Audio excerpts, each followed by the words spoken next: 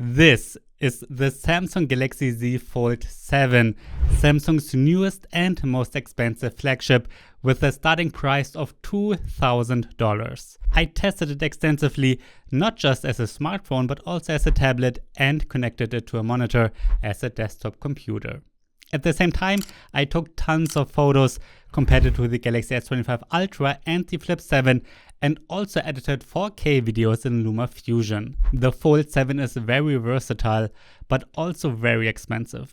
And is this folding mechanism actually rugged enough? That's what you will learn in this review. At first I had some concerns about this folding mechanism. It's the first foldable I'm reviewing, and it just feels unusual to fold a display. But I got used to it quickly, and now I hardly even notice the crease anymore. But yes, it's there and you can feel it all the time. Samsung says it can withstand 500,000 folds.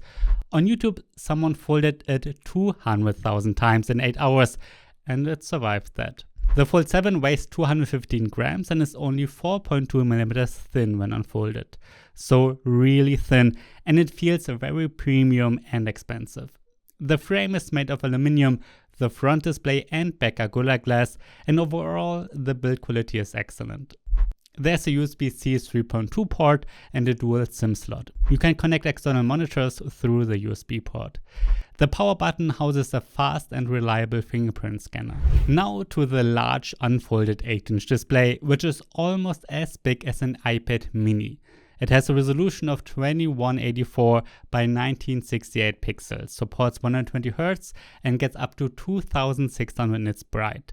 It's an AMOLED with good contrast, deep blacks and saturated colors. As I said, you can notice the crease, but it hardly bothers me anymore. I really like having such a large display, especially in the browser, but also in Gmail and particularly for working with documents. And for editing photos and videos. The 8-inch display is really great for that. Yes, it's also nice for watching YouTube, but you do see large black bars. And some apps like Instagram aren't optimized for such large displays. The 6.5-inch front display has a resolution of 2520 by 1080 pixels and the same characteristics as the big one. I use it whenever I just want to quickly look something up or reply to a message. We get stereo speakers here that deliver clear sound and are great for movies, YouTube and so on.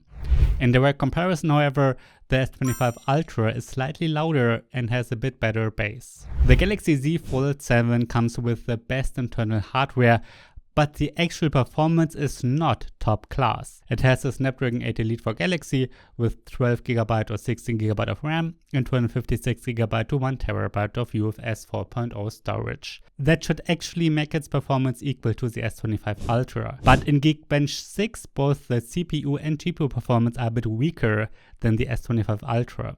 However, the Fold 7 is stronger than the Flip 7. It's the same in the 3D Mark tests, with the Ultra being a bit stronger again. In everyday use though, the performance is excellent. I never thought it's slow, and all apps open quickly, multitasking works great, and Samsung DeX runs well. I kind of fell in love with the Fold 7 after editing a 4K video in LumaFusion. Even though I worked with very large video files, multiple video and audio tracks, it ran very smoothly. But I didn't fall in love because of the performance, rather because of the display. And on such an 8-inch touchscreen, video editing is much more comfortable than on a standard phone. For that, it's really useful, and when folded, it's still no bigger than a standard phone. I also played a ton of Fortnite, and here the performance is again a bit weaker than on the S25 Ultra. On the S25 Ultra, Fortnite runs at a constant 120 FPS, while on the Fold 7 with maximum settings, it drops much more quickly, after 15 minutes more towards 60 to 70 FPS. Sure, that's still good enough, but not as good as the S25 Ultra. I suspect the cooling on the Fold 7 isn't as good and the chip throttles faster. As I said, that's not only the case in Fortnite, but also in benchmarks. Other games like Once Human and Diablo Immortal run very nicely with high settings.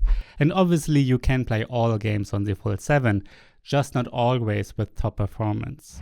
The Fold 7 runs One UI 8 based on Android 16. Samsung promises 7 years of Android updates, which is great. In the end, the software is identical to other current devices from them, and if you've bought a Samsung phone or tablet in recent years, you'll feel right at home. I think the Samsung DeX desktop mode is very interesting here.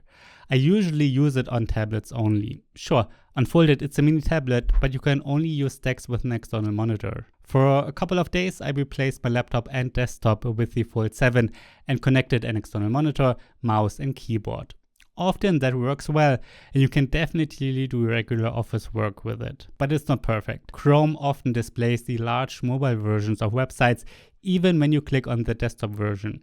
That's why I use the Samsung browser, but in general, I prefer Chrome. I wouldn't replace a desktop with it permanently simply because there aren't enough apps that are optimized for it. No full Photoshop, for example, and even Google Docs and Sheets are limited as mobile apps. But you can definitely do it occasionally. All the accessories I use with the Fold 7 are linked in the description, by the way. That includes a cool mobile keyboard. Now to the cameras. It actually has a total of 5. 2 are front cameras, one for the smaller display and one for the larger. They are pretty bad. Sure, they're fine for video calls and so on, but for everything else I wouldn't use them, and you actually never have to. You can use the 200 megapixel main camera as a selfie camera. To do that, you simply unfold the Fold 7 and then you can see yourself on the smaller front display. And the difference compared to the normal front camera is huge. The main camera is much better. It seems to be exactly the same as on the S25 Ultra with a focal length of 24mm and an aperture of f1.7. I clamped the Fold 7 with a super clamp onto some bridge railings and took long exposures during blue hour. The results are great, and at night you can take much better photos than with the iPhone 16 Pro, by the way. For normal photos, the main camera is also great, and you can also record wonderful 8K or 4K video with it. The 12 megapixel ultra wide and the 10 megapixel telephoto camera, however, are not the best of the best. First to the ultra wide. It actually takes very good photos, and I've also taken nice raw night photos with it. Really nice, but not as good as the S25 Ultra, whose ultra wide can shoot at 50 megapixels. With the telephoto camera, Samsung again uses the same as from the S25 Ultra. The Ultra has 2 of them, and the Fold 7 unfortunately got the worst of the 2. That's a 3x zoom with 10 megapixels. The results are okay, but actually not much better than digital zooming in with a 200 megapixel main camera. Even compared to the digital zoom of the Galaxy Z Flip 7, the 3x camera of the Fold 7 is not particularly better, rather about the same. Samsung could have saved on that one. Too bad we didn't get the 5x zoom here from the Ultra, because that one is much better. The 4400 mAh battery charges at 25 watts wired or 15 watts wireless. For our battery test, we always run an HD YouTube video at maximum brightness in an endless loop. We ran this test twice. With the front display, it reaches a runtime of 26.3 hours, and with the open main display, 21 hours. By the way, the battery can drain much faster. When I edited a 4K video in LumaFusion at max brightness, the battery went from 90% to 50% in 3 hours. At the beginning of my review, I was quite sure I wouldn't want to use the Z Fold 7 as my main phone and would stick with my S25 Ultra instead. But then I edited a video with the large 8-inch display and I was really impressed. And if I can use the Fold 7 like that for my work, I can more easily justify the high price. I really like this big display, and otherwise it's also an excellent phone. I do think it's a shame though that despite the high price of $2,000, it's not the best in every area. As I said, the performance and cameras are better on the S25 Ultra. So I can only recommend the Fold 7 if you want the big foldable screen and don't mind the expensive price. I think it only really makes sense if you somehow need it for work. But for gamers, and if cameras are among the most important features for you, I would rather go for the S25 Ultra and save some money. It's also built more ruggedly, and I suspect it will last a bit longer.